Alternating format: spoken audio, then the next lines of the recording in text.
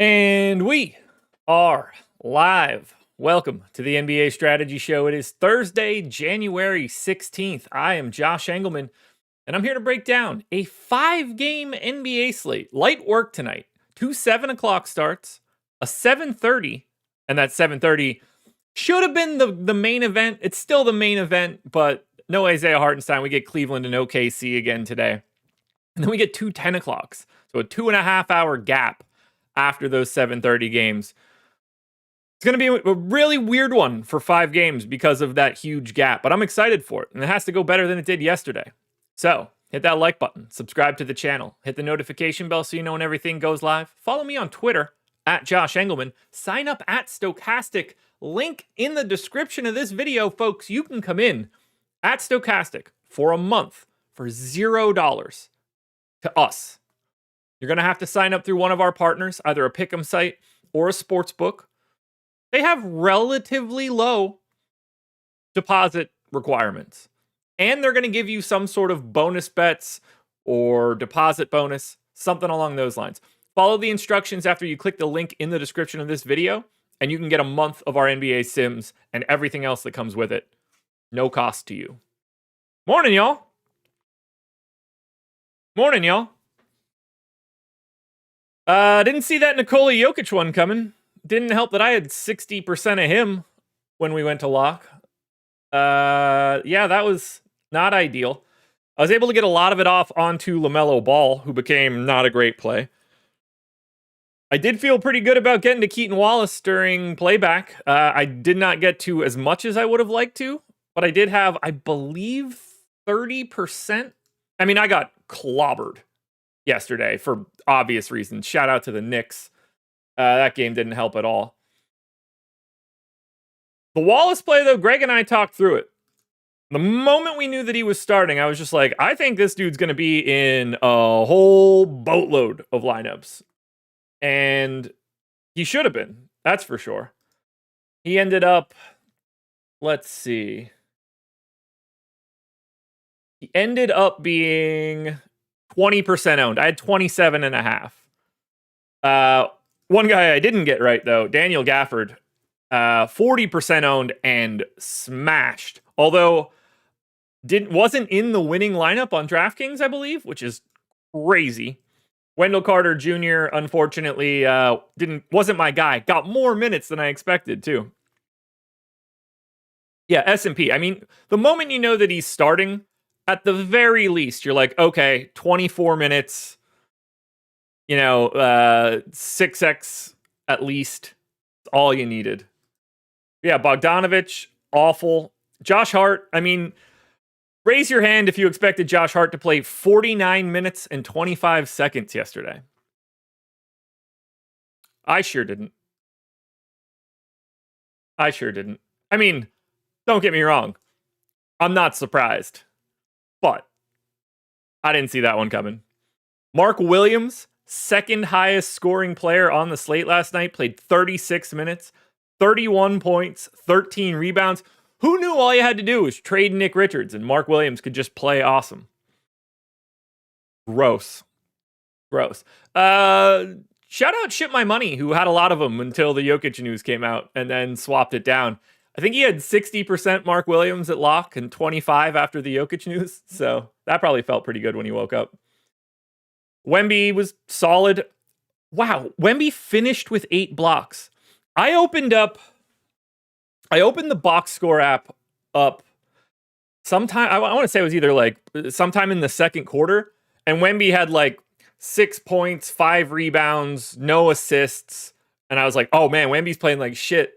And then he had like 1 steal and 8 blocks. He didn't get another block in the rest of the game. That's crazy. That dude's just crazy. Jalen Green, 34 points, basically nothing else. Who else was interesting yesterday? That's kind of it for like wild cards.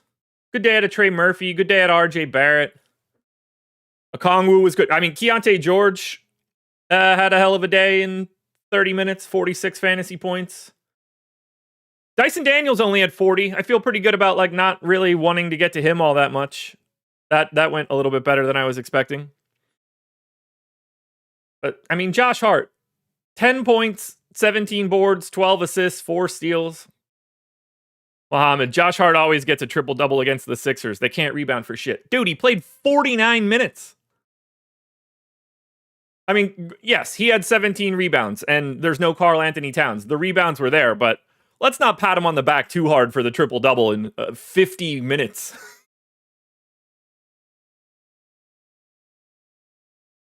50 minutes, guys. I mean, he's a fantasy point per minute. Like, you don't often see, and I'm not trying to have that kind of conversation, but you don't often see the highest scoring player on a slate be like, what, 1.2 fantasy points per minute? Like, that's pretty rare. Normally when you see the guy being like the highest scorer, it's like, oh, he had 1.8 fantasy points per minute or something like that. Josh Hart had a good game, obviously. Obviously. He had a good game. But, like, you really don't see people do it on 13% usage. That's hard to do. That's so funny. Giannis certainly, like, I mean, 6 turnovers from Giannis. I mean, there's not much you can do. He had 26, 11, and 4. He was plus 25 in 29 minutes. Vit Krejci was trash. Just a wild day, man. Shout out Josh Hart. Shout out Mark Williams. Shout out to DeJounte Murray, who had 30 points. I'm guessing you got to make shots to do that, so pretty rare. But, yeah. Shout out Mark Williams. Shout out Josh Hart. They're the two dudes you wanted to have. Although, yeah, it's just bonkers. Like, I was a big fan of Stephon Castle yesterday. I think he was 4,100. I could be wrong. So he was either 4K, 41, 42. I'm going to say 41. He had 36 and a quarter fantasy points at 4,100. That's 8.8x. That was the 44th highest score for yesterday. Like, even the guy that I liked as a value play came through as a value play. Now, he was in the winning lineup. Like, everything looked good for Castle, but boy, oh boy, did he get overshadowed by a bunch of other people. Deontay George was good. Deontay George was really good. 46 fantasy points in 30 and a half minutes. Like, here's the perfect example. Deontay George, 46 fantasy points in 30 and a half minutes. That's 1.5 fantasy points per minute. That's sort of like the rate you normally expect at the top of the list. But God, Josh Hart, 49 minutes, 25 seconds. Jalen Brunson, 45 and a half minutes. So he played 40 in regulation. Where's the next Knicks dude? I just want to see I want to see the true playing time, because I know they only played like 7.5 dudes. Anunoby played 44 and a half. Bridges only played 43 and a half. That's hard to do. Mikal Bridges played 43 and a half minutes yesterday and didn't commit a foul. Is that real? How is that possible? How is that possible? Precious played 30 minutes. He had 26 and a half fantasy points. How did Bridges not commit a foul in 45 minutes? That's insane. Yeah, RC player. 100K lineup didn't have Wallace or Gafford. That's crazy. Crazy. Renegade. 53 DK points at 3K salary. Who saw that coming? I mean, I didn't see 53 fantasy points coming. That would be outlandish to say, but he looked really, really good to me at lock. Yeah, S&P, I didn't love that, but what do you do? What do you really do? How do you combat it? So S&P just said, Vit Krejci projection was another one I didn't get. He's played a good bit of minutes over the last 2 years without Murray or Young or Johnson. He's been like a 0.77 guy. I projected him roughly 0.8. No disagreements. Like, I'm not a huge Vit Krejci guy. I thought the sports books were really interesting for Krejci. Yeah, I mean, pace and defense certainly bumping people up. It's probably like a 0.85 guy in that matchup. His assist prop was massive. I had to make like hardcore adjustments to get towards the market. Like his minutes felt about as steady as anybody's minutes could be. Like he played 29 and a half. I know he left a little bit with that ankle, which certainly didn't help. The real problem for Vit Krejci was he was plus 21 in the game. It was the second best individual plus minus behind Keaton Wallace.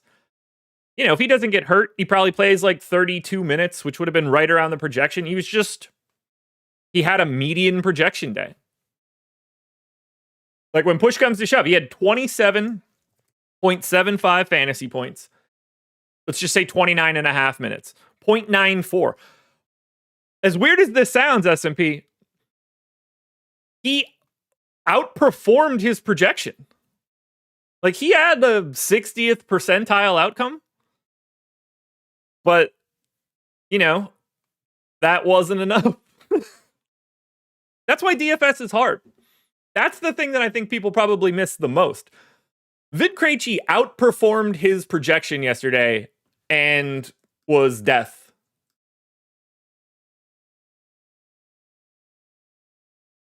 Like, he's 52% owned in the main. That's where it gets wild. Vit Krejci played better than the expectation of a median projection yesterday. And it didn't matter in the slightest. He was completely not helpful. Wild stuff. We might actually be able to build a lineup or two by the time this one's over. Let me delete my lineups from yesterday so that column goes away. A lot of Nikola Jokic on that screen.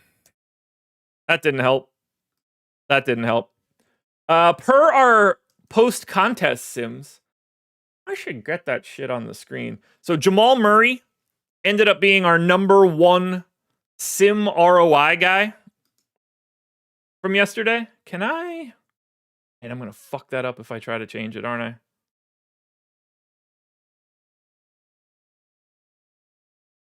Yeah, I'm just going to read it off the screen. So Jamal Murray ended up being the highest projected sim ROI guy. Basically, the guy you would have liked to have the most if you knew what was going to happen after every game locked.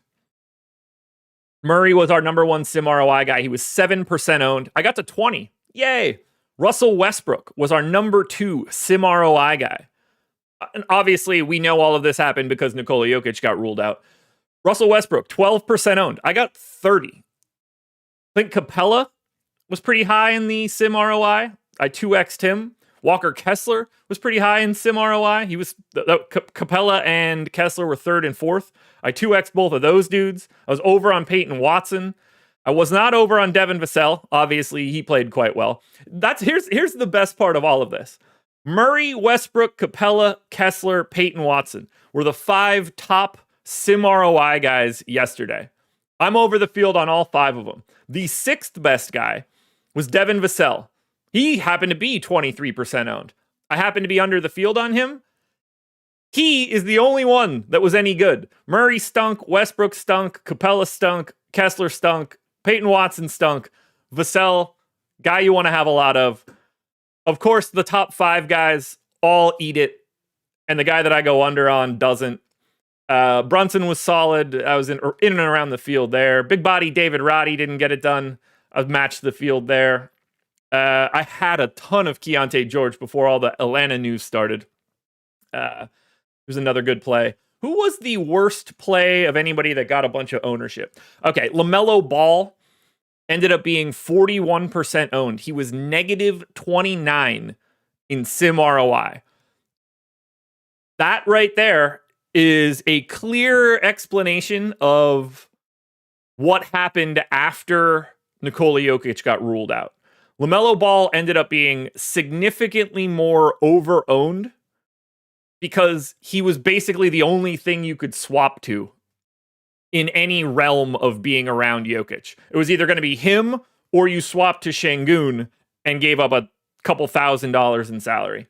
But LaMelo ended up being a really awful play to get to, and anybody that had him like pre-lock it ended up getting a lot worse because he ended up getting too much ownership because of Jokic. It's weird how that trickle down happens, where Jokic getting ruled out turns LaMelo Ball into a bad play. Two guys completely disconnected from each other. Craziness. Well, okay, so the winning lineup was not in my pool, that's for sure. Brunson, Castle, Vassell, Hart, Mark Williams, Keontae George, Trey Murphy, and Onyeka Okongwu. Man. Positive sim ROI. Pre-lock, that's good. Let's see. What was my best lineup last night? I didn't have a good one. Brunson, Murray, Porter, Roddy, Gafford, Wallace, Bridges, LaMelo.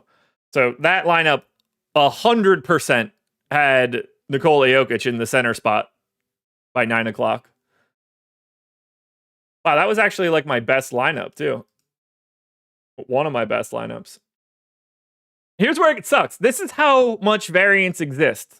My highest ranked lineup heading into lock finished 19,000th in the contest yesterday. I think there was like 21K entries.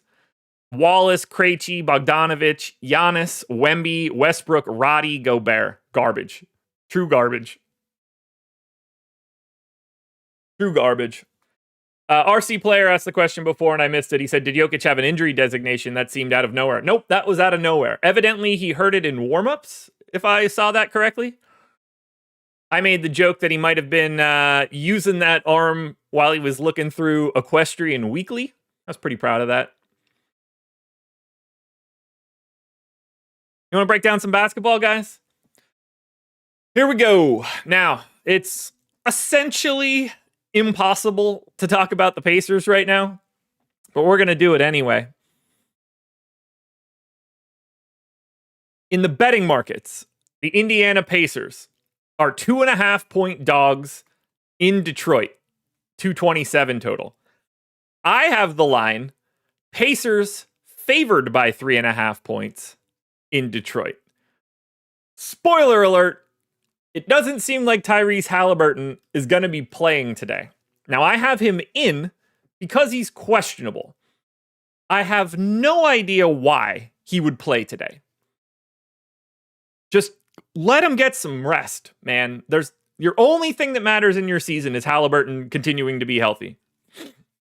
The line is implying that Tyrese Halliburton is not going to be playing today. But for right now, I've got Tyrese Halliburton in because he's questionable.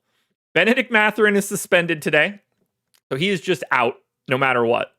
But here's the other interesting part of Indiana. Aaron Nesmith is questionable. This dude has been out for 2 months at this point with a left ankle sprain. That's a really bad ankle sprain for as long as Aaron Nesmith has been out. So do I know that Nesmith is coming back today or not? Not really. There's basically no chance he's playing real minutes for a bit. This is a guy that has probably not been doing a ton of cardio on that sprained ankle. So, as I said, I have Halliburton in. Mathurin is out no matter what. But based on where the line is, the implication is that Halliburton is not playing. Miles Turner is currently projected for... can I make this screen a little bit bigger? I think I can. 145 is going to have to be the number. Yeah, that'll work. So, Turner's getting the most ownership right now. 17% owned. I had him 10% optimal, 30% boom. That's a 30% chance of getting 36 fantasy points. Looks good. I mean, if Halliburton's not there, that's more studio space for him to explore offensively. I have no problem getting to Turner. But I think Ben Shepherd is underowned at 3,700. Now, he's dreadful on a per minute basis. 3,700 shooting guard small forward, though. And no Mathurin. And potentially no Nesmith. And potentially no Halliburton. That ownership will come up from 1% for Ben Shepherd. But he's underrepresented right now as a potential value play. The real problem here is that Giannis isn't on this slate. Jokic isn't on this slate. Wemby isn't on this slate. The only real pay-up option we have today is Shai Gilgeous-Alexander. Shai is 10-5. I mean, I guess Cade is 10-3. We don't have anybody else to pay up for. So it is an interesting dynamic in terms of guys that are shitty point per dollar plays. Or, sorry, fantasy point per minute plays, where you're trying to get value for someone that's like 3,700, because we might not need that salary in that way. I think Pascal Siakam is the best option for Indy, even if Halliburton is in. 7,200, power forward only, but with no Mather in here, that to me is what will unlock Siakam a little bit more. That's where I see, like, when you take that Mathurin usage off the floor, that's where I think Siakam starts to be more like the Siakam we were used to.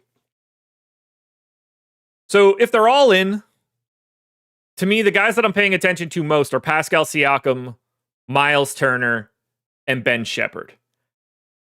Who would be the fifth starter, assuming no Halliburton and Nesmith? Well, Nesmith's not going to start regardless. The starting lineup is going to be Halliburton, Siakam, Turner, Shepherd, and Nembhard. Assuming Halliburton sits,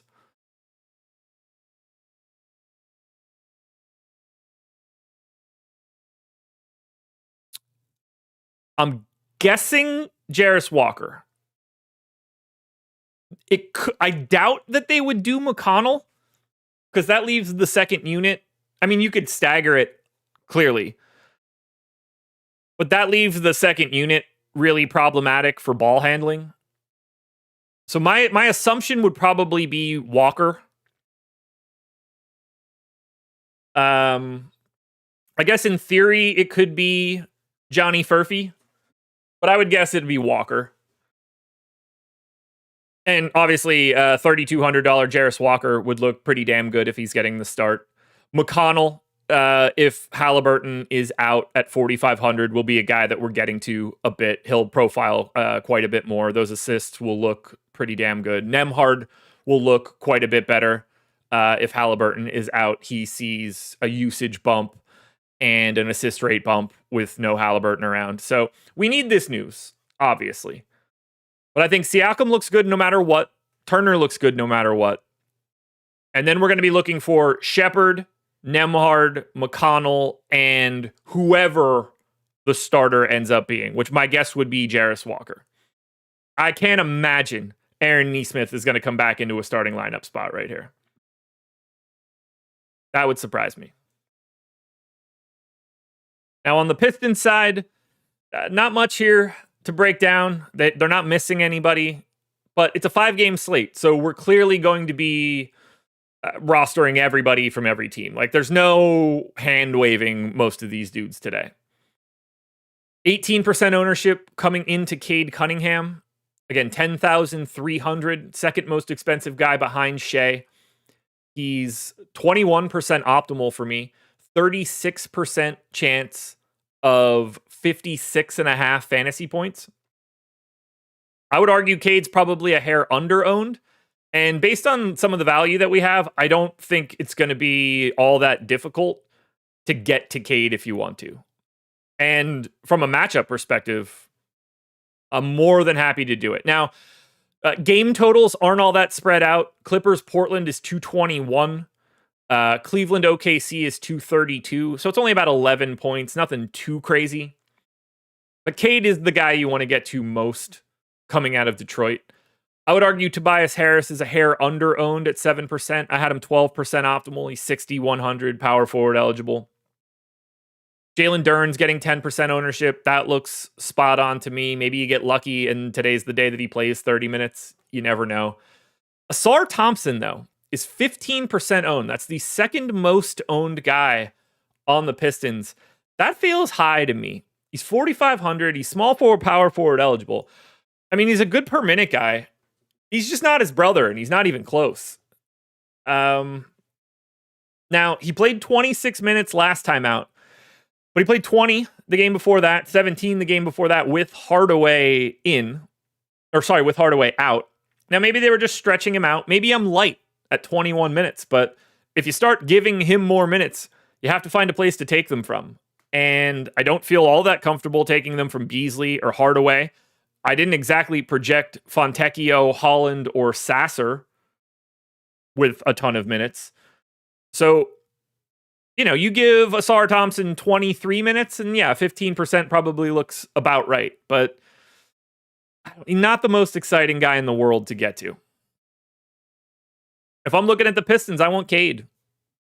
And he's going to look even better when I don't have Halliburton on the opposite side.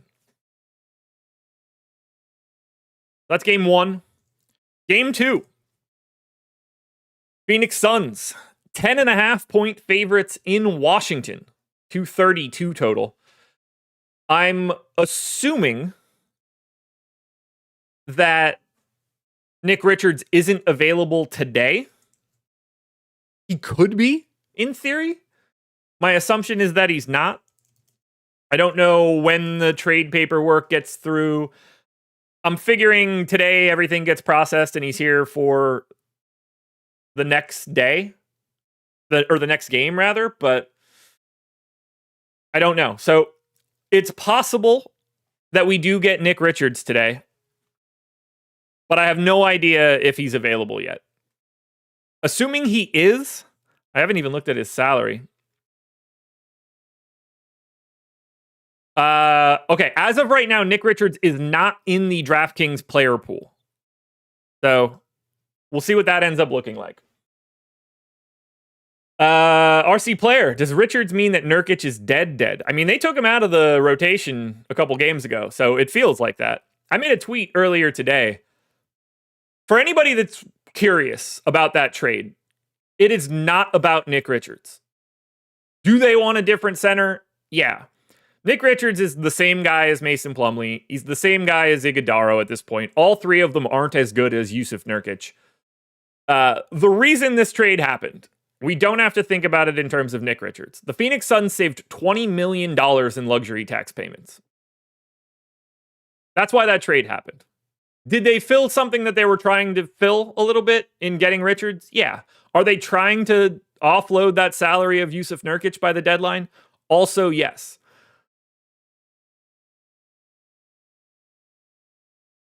I'm pretty sure the puppy just broke free out of jail again. Sounded like I heard him climb up over the cage and tumble to the ground once he fell over the top of it. Good for him.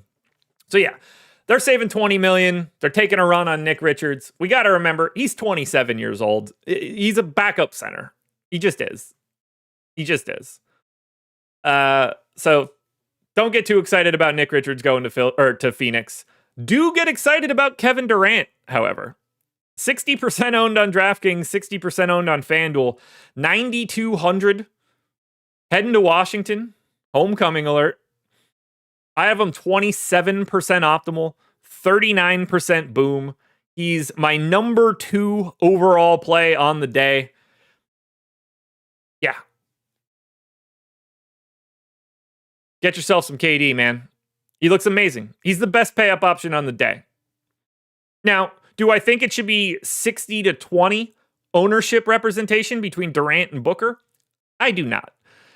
I would argue that Devin Booker looks underrepresented in comparison to Kevin Durant, but both of these dudes look awesome. We have to remember, when you play the Washington Wizards, everything is awesome. Everything is awesome. So we've got Durant here, looking like one of the premier pay-ups. We've got Booker here, looking like a premier pay-up at 9,100. Reminder for everybody, since I didn't say it, Bradley Beal is doubtful for this one. Yusuf Nurkic, by the way, is just out. He is not available for this game. He is out with an illness. Pat my life. Can you play Booker and Durant in the same line? The question is always, or the answer to that question is always yes. Always yes. With no Beal, Grayson Allen is pulling 25% ownership. Tyus Jones probably has the opportunity to fall into his normal minutes again. He's 4,300, 13% owned. I probably have to give him a couple extra minutes here. With no Beal, he's probably going to get his 30 again. So I'm noticing now that I probably have him underrepresented. And by the way, Dustin, I'm not confident they get off of Nurkic at the deadline. But that's a conversation for a different day. Actually, it could be a conversation for right now. I'd be surprised if they get off of Nurkic at the deadline. He's making $18 million this year, $19.3 next year. I think they're going to have a hard time offloading that. I can hear Keith running laps around the downstairs right now. This is going to be bad by the time this show is over. But yeah, Ryan Dunn looks like a reasonable value at 4K. But having no Beal here really does open stuff up for value options in the Grayson Allen, Tyus Jones realm. But the guy you want the most, very clearly, is Kevin Durant. Looking amazing. Close to 30 real points, 6 boards, 4 assists. News guy, there's no way for me to secure him. He's just, I'm hoping he just chills.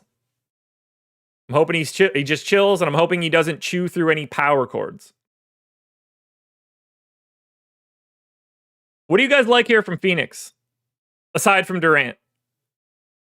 I assume it's the guys that I mentioned. It's Booker, Allen, and Jones. Chances the Suns sell? I mean, the only thing they could sell are Durant and Booker. Feels like more of a summer move than a in-season move.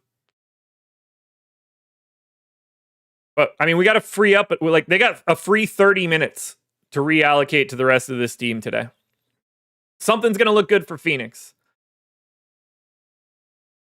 Tyus Jones feels like a dude that's going to get underrepresented today.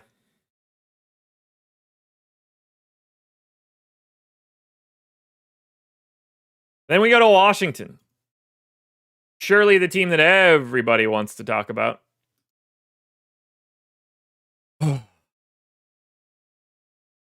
God, I'm so... The Wizards are just dreadful.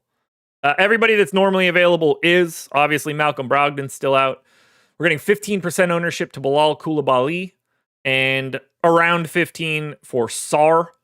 I actually got Kuzma to 15% optimal. I'd argue he's a little underrepresented in this spot, but this is just a sea of dudes that are like pretty underwhelming. You know, Bub Carrington, 5 to 10% owned, sure. Coulibaly, 10 to 15, sure. Kuzma, 10 to 15, sure. Poole, 5%, sure. Sar, 10%, sure.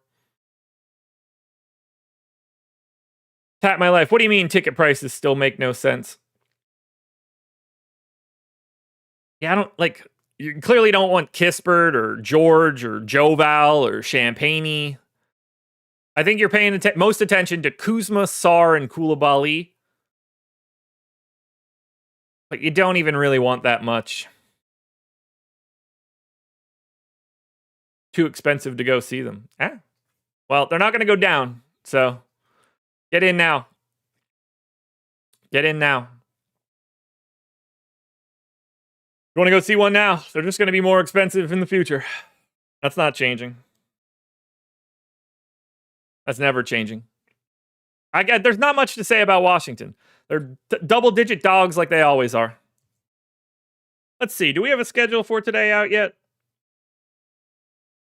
What do you got for me, Greg? Nothing. Thanks, Greg.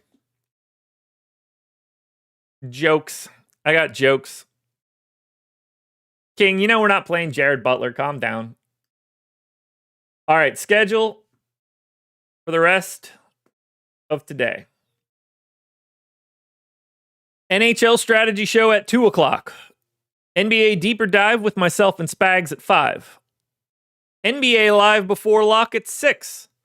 Greg and I back for playback at 7. And we'll have 3 games to work our way through for that hour. Probably won't have a ton of the 10 o'clock news, but we will be here when we can be. Game 3. Cleveland Cavaliers. 2.5 point favorites. Sorry, 2.5 point dogs. Excuse me. In Oklahoma City. Unfortunately for us, this one isn't what we wanted it to be. Now, there's a Q tag on Ty Jerome. That's not the reason. Isaiah Hartenstein is going to be out for a week or so with a soleus strain. Obviously, Chet still out. AJ Mitchell is going to be out for a large majority of the season. By the way, AJ Mitchell missing what is likely to be most of the rest of the regular season. That is leading me to make the assumption that OKC is going to go get a ball handler like 100% for sure at the deadline. So that's fun. Whether Ty Jerome plays or not, I don't think it matters much. 15% ownership coming into Evan Mobley. Call it 7 to Mitchell, Garland, and Allen. I think all of those guys should basically be the same ownership. I think Mobley's correct, but I think Mitchell, Garland, and Allen make the most sense around 15 as well. I would argue Mitchell, Garland, and Allen are all under-owned for this spot. Tap my life. Definitely not Brogdon. Mitchell, Garland, and Allen should be owned more. I have Mitchell 12% optimal, 22% chance of 47. Yes. Garland 13% optimal, 27% chance of 44. Yes. These guys are 7 and 6% owned. I want these 4 dudes. I want Mobley, I want Mitchell, I want Garland, I want Allen. I think this is a great way to get different. I really do. These guys are really interesting GPP plays today. And they're heading into a better situation than they would have been if Hartenstein was in. So feel free to match the field on Evan Mobley. He's really good. I don't think that's crazy at all. But Mitchell and Garland? Yeah, buddy. Van Dam, you might trust him a little bit more knowing Bradley Beal isn't playing. OKC should have tried to get Derek White, 3 years ago? That's some hindsight. In terms of the rest of Cleveland, though, no thanks on, LeVert and Strus are like 150 max type plays. Thunder, though, with no Isaiah Hartenstein, have created a bit of value. Let's just hit it now. 75% ownership coming into Jalen Williams with a Y. He is center only, 3,300. I think it's everybody's expectation that he is going to start. I only gave him 24 minutes. He's very clearly the number one play of the day. He's a fantasy point per minute guy. And 24 minutes could be 6 minutes light here, depending on how this game goes. I'd be surprised if it's any lower, barring like ridiculous foul trouble. But Jalen Williams is the absolute stone cold number one play today. The only way he's not is if he's not starting.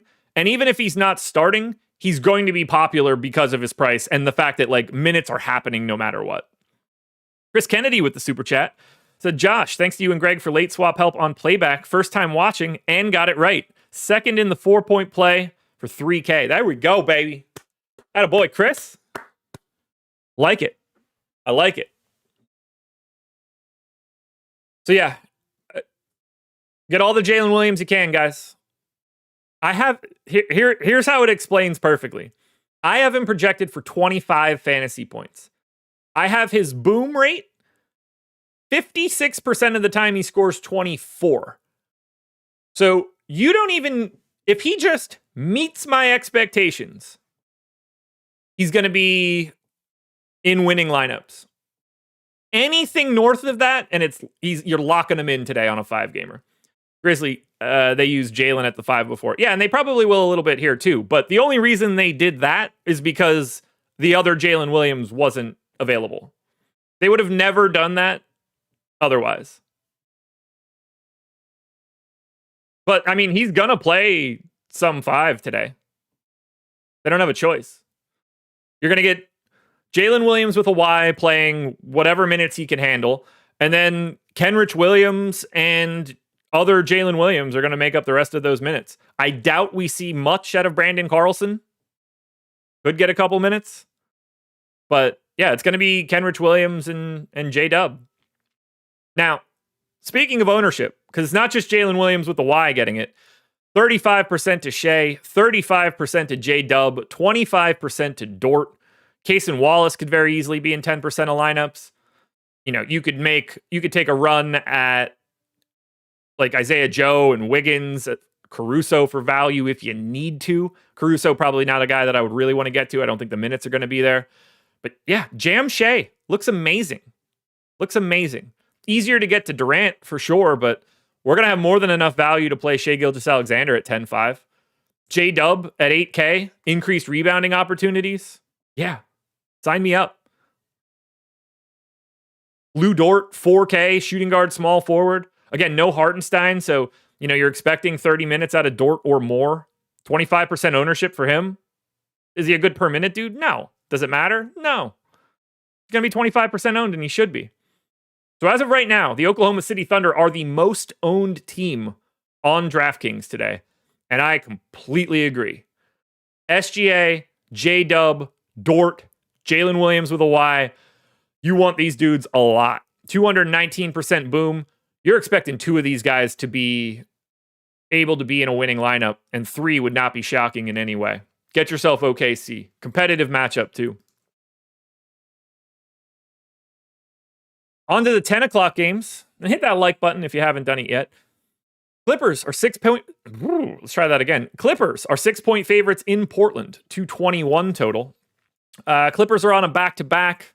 We're not going to have Kawhi Leonard today. I assume KPJ steps back into the rotation. We are getting 30% ownership to Ivica Zubac. We're getting 20 to Norm Powell. We're getting 10 to James Harden, Amir Coffey, and Chris Dunn. I think Zoo looks like the best Clipper. I also think 30% ownership is a little bit more than I would like. I'd prefer to maybe have a little bit less. I don't love it. But he looks like the best Clipper. I think 25% ownership to Norm Powell makes a ton of sense. 7,300, shooting guard, small forward, no Kawhi. Norm Powell's been great this year. You're looking for 42 fantasy points. Don't see a reason that he can't do that against Portland. Harden, I would argue at 9% is under-owned, but he's sitting right there with Devin Booker and Kevin Durant, so I'm not surprised that he's going to get slept on. Interesting GPP option. Coffey and Dunn are both very reasonable, 3,300 and 3,400. They should be around 10% owned.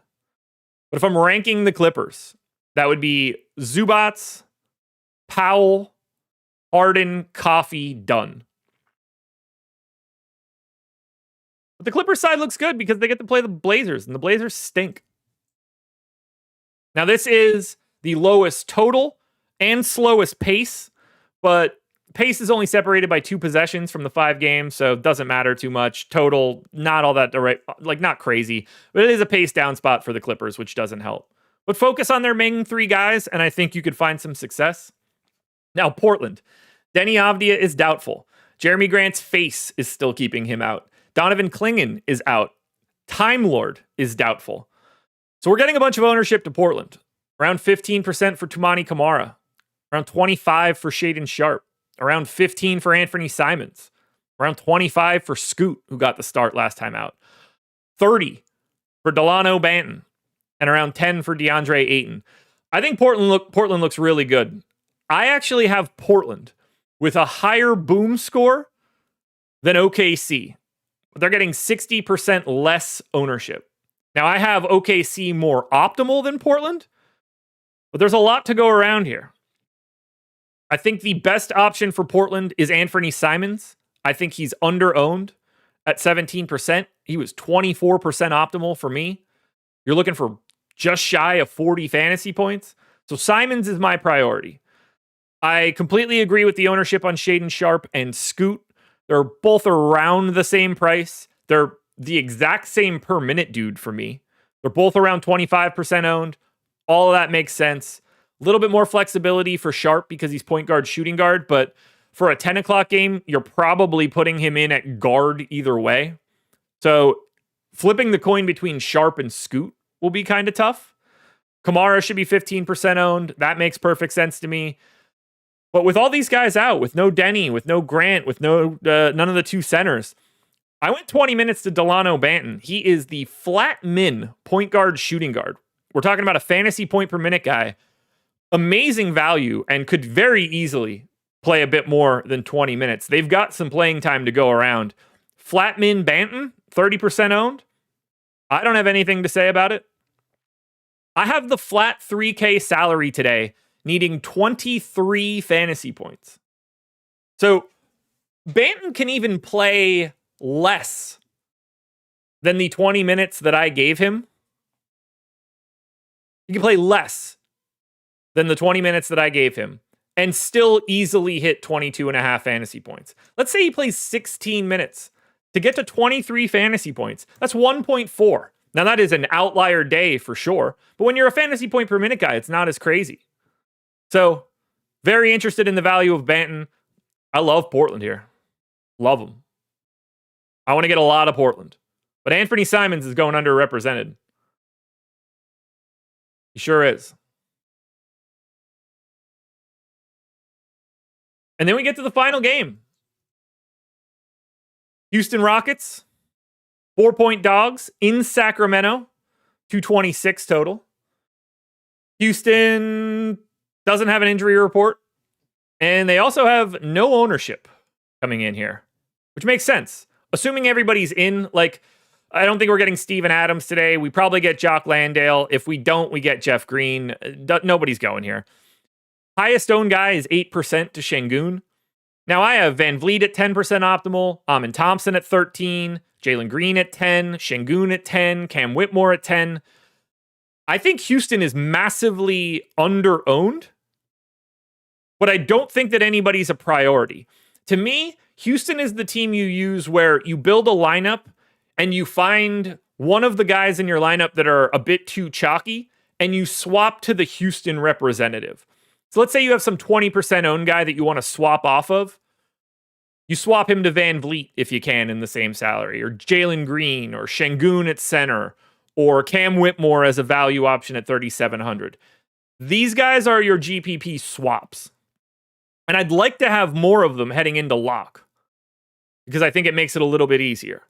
But nobody from Houston stands out as a priority. They just stand out to me as a team that's not getting owned enough in the aggregate. I would rank them Amin Thompson, who is the second most expensive guy on the Rockets right now. Wild. Amin Thompson, Jalen Green, Şengün, Van Vliet, and Whitmore. Final team, the Sacramento Kings. Kind of similar situation here. Devin Carter, questionable. Pay attention to that. That could free up additional minutes that make some value plays look better. We're getting around 10% ownership to Sabonis, around 10% ownership to Fox, and around 5% for DeRozan, Monk, and Murray. If I think that Houston is underowned, I think Sacramento is the most underowned. 89% aggregate optimal to 40% ownership. 167% boom. Call it something in the 80s there. I think Sabonis should be 20% owned. I think it's very interesting to see Şengün get similar ownership. DeRozan at 6%. I have him 19% optimal. Malik Monk, 7% owned. I have him 15% optimal. Keegan Murray, 4% owned. I have him 20% optimal. I have Fox properly owned as well. Give me all of the Sacramento starters. This is the most underrepresented team. This is a team that you should get a bunch of for late swaps. I think this game as a whole is really getting overlooked. I want the Houston side. I want the Sacramento side, and nobody is there right now. This is the spot to be different in a GPP today. You get one guy, you get enough, let's say you get 3 dudes between Houston and Sacramento. You have a very different lineup construction than the rest of the field, and I think that is the optimal way to play this slate as of right now. Houston-Sacramento is the best game to me relative to public ownership at this moment. And that's our 5-gamer, folks. That is what we have right now to start the day, Thursday, January 16th. I want you guys to sign up at Stokastic. That link is in the description. We've got contenders coming out. I've already posted my top 10s to Twitter. I like this slate. I want to see, I really hope this Houston-Sacramento ownership stays where it's at, because this is going to be my stand today. A lot of Houston, a lot of Sacramento. That is where I'm going to end up getting pretty different. And this is going to be my path to victory today. And I hope you guys can join me on that path. No NFL strategy show today, guys. Apologies for that one, but, you know, NFL's winding down. You've got hockey coming up at 2. 3 straight hours of NBA coverage later tonight. Thank you guys for being here. I love having you. We got one more day this week, but don't forget, I'm here on Sundays now. So 6 days a week, NBA strategy shows, 9 o'clock in the morning. You don't want to miss it. Good luck, everybody.